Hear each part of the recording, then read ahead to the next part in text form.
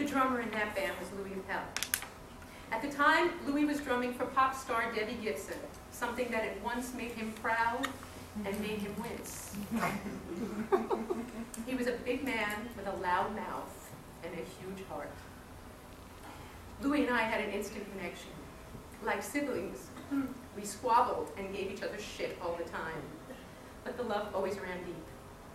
Along the way, he drummed for Ronnie Spector, NSYNC, Phoebe Snow, Southside Johnny, Peter Frampton, John Waite, Bruce Springsteen, to name a few. For the past 15 years, Louie spent the majority of his time playing alongside old pal Kenny Aronson with singer-songwriter John Eddy, which is when he caught up with me again. When I had kids and left the business, I lost touch with Lou, until thanks to the wonder drug known as Facebook, he found me again. It was as if no time had passed. We picked up right where we left off. Better, in fact. Because miraculously, we've both grown up a bit. We saw each other a lot in New York, LA, Las Vegas. In fact, 3 days before he passed, ridiculously, prematurely at 51, he messaged me, in Vegas, leave your pajamas on, hop in the car, and come see me. How I wish I had.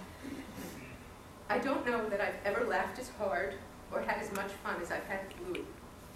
If every picture tells a story, every picture I've ever seen of Louie and taken with Louie is the most joyful thing I've ever seen, and there's a couple on the table back there.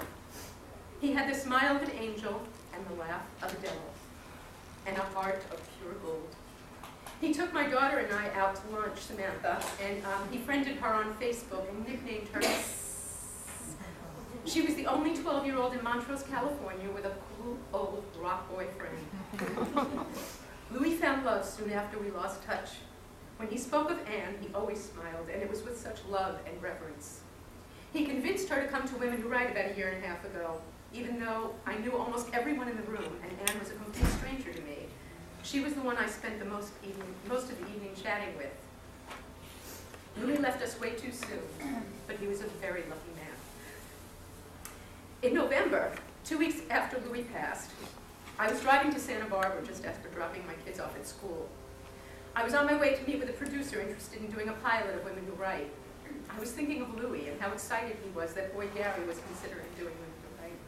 He was a big Stern fan and a big Gary fan. And he loved the fact that Gary and I had once dated, and he gave me shit for it all the time.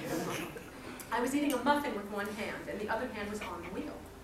Ryan Seacrest was still yammering on the radio because I just dropped my kids off.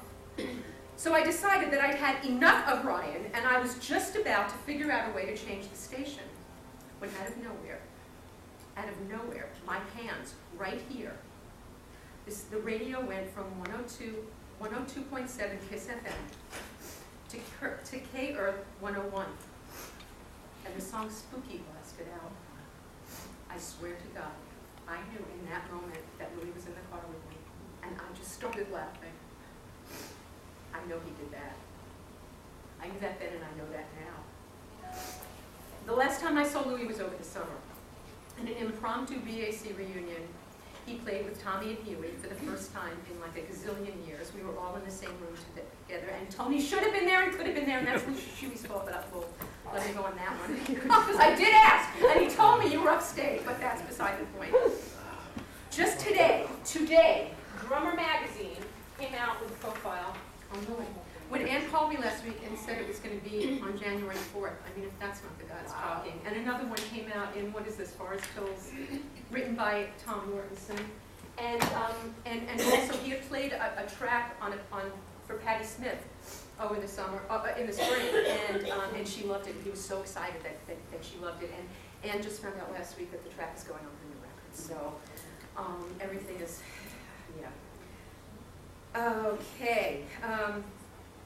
When Louie died, I was in LA, and I couldn't pay my proper respects to him, this man that I love. But tonight, with all the aggravation leading up to it, it was worth it. Because Louie, this one's for you. And we're about to witness rock and roll history. A BAC reunion, just missing Louie. But I know, as sure as I'm standing here, that he is in this room with us right now. Please welcome the baddest, greatest bar band in the whole entire world.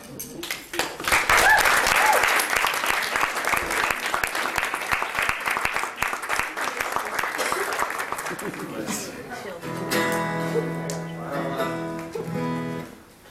you, Vicki, for that beautiful dedication to Louie and intimidating. Let me preface it by saying it was 25 years ago. So. I just want you had one thing wrong in Louie's bio. He did not play with all those people. If you knew him at all, they played with him.